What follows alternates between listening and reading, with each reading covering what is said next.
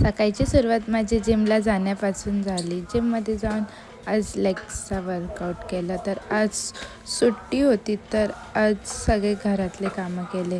पहिलं तर टॉवेल धुतलं, खूप दिवस झालं धुवायचं होतं. मग दुपारी थोडा वेळ झोपले. त्याच्यानंतर चहा पिला. मग थोड्या वेळाने परत भूक लागली तर कलिंगड खाल्लं.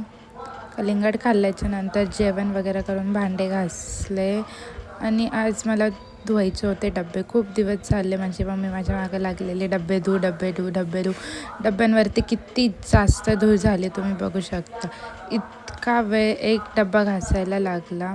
मम्मी हे भांडे तू घासले ना, बापरे, हे बघ किती पटपट पटपट पटपट घासले. आणि मागचा बॅकग्राऊंडला तुम्हाला आवाज येत असेल तो इग्नोर करा. आणि अशी काय होते आज माझा दिवस. भेटूया पुढच्या ब्लॉगमध्ये. बाय.